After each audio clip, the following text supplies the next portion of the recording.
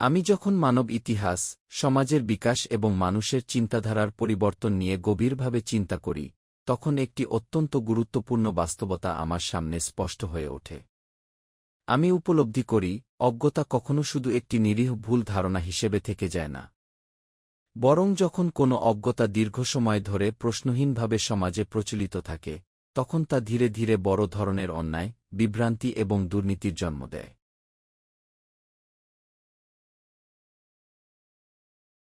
আমি অনুভব করি, মানুষ যখন কোনো বিষয় সম্পর্কে সঠিক জ্ঞান ছাড়া সিদ্ধান্ত নেয়, তখন সেই সিদ্ধান্তের ফলাফল একসময় অন্যায়ের দিকে নিয়ে যায়।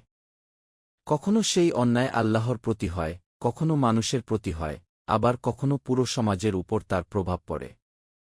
প্রথমে ভুলটি হয়তো ছোট মনে হয়।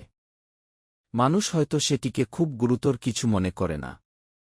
কিন্তু সময়ের সাথে সাথে সেই ভুল একটি প্রতিষ্ঠিত সংস্কৃতিতে পরিণত হয় এবং তখন তার ক্ষতিকর প্রভাব বহু গুণ বৃদ্ধি পায়।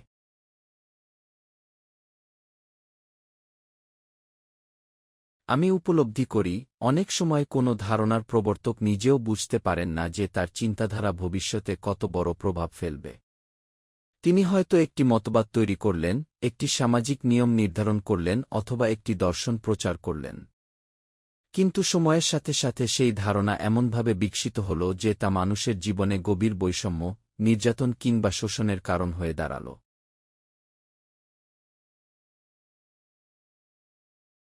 আমি উদাহরণ হিসেবে ইতিহাসের বিভিন্ন সমাজ ব্যবস্থার দিকে তাকাই।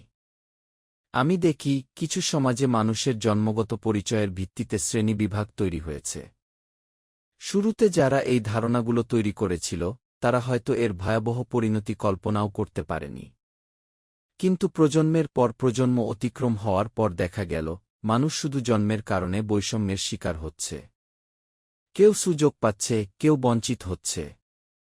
কেউ সম্মান পাচ্ছে, কেউ অপমানিত হচ্ছে। কেউ ক্ষমতার অধিকারী হচ্ছে, আর কেউ সারা জীবন নিপীড়নের শিকার হচ্ছে।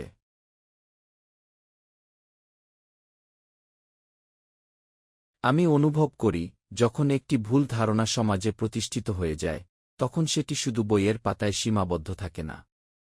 এটি মানুষের বাস্তব জীবনে প্রভাব ফেলতে শুরু করে। এটি মানুষের অধিকার কেড়ে নেয়। এটি ন্যায়বিচারের ভারসাম্য নষ্ট করে। এটি মানুষের চিন্তাকে বিকৃত করে। তখন ভুলটি আর শুধু একটি তাত্ত্বিক সমস্যা থাকে না, বরং একটি বাস্তব সামাজিক সমস্যায় পরিণত হয়।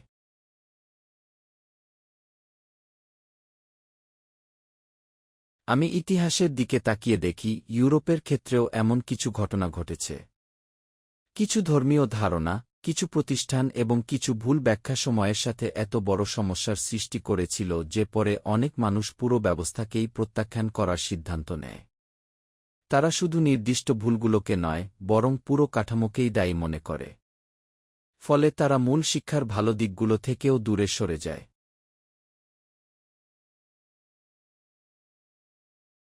আমি তখন নিজের উম্মাহর দিকে তাকাই এবং একটি গুরুত্বপূর্ণ প্রশ্ন করি।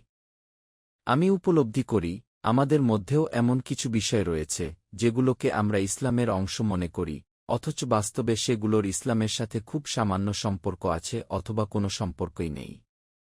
কিন্তু বছরের পর বছর ধরে সেগুলো এত বেশি প্রচলিত হয়েছে যে আমরা সেগুলোকে প্রশ্নহীনভাবে গ্রহণ করেছি।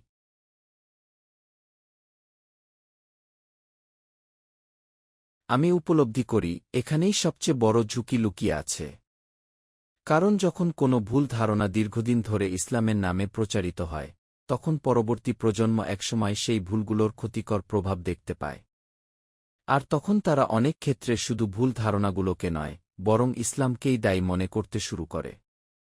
তারা ভাবে সমস্যাটি দিনের মধ্যে, অথচ বাস্তবে সমস্যাটি ছিল মানুষের তৈরি কিছু ব্যাখ্যা, সংস্কৃতি অথবা প্রথার মধ্যে।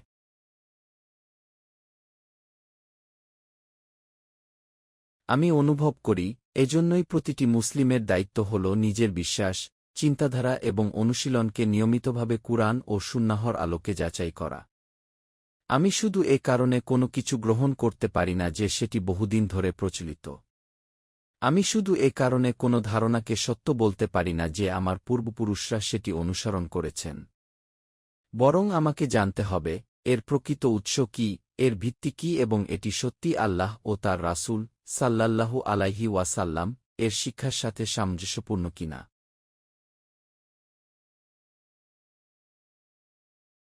আমি উপলব্ধি করি, সত্যের প্রতি আন্তরিকতা মানে শুধু ঐতিহ্যকে অনুসরণ করা নয়, বরং সত্যকে খুঁজে বের করা এবং ভুলকে সংশোধন করার সাহস রাখা। কারণ ছোট একটি ভুল যদি সময়মতো সংশোধন না করা হয়, তাহলে সেটি একদিন বড় একটি সমস্যায় পরিণত হতে পারে। আর সেই সমস্যা শুধু একজন ব্যক্তিকে নয়, পুরো সমাজকে প্রভাবিত করতে পারে।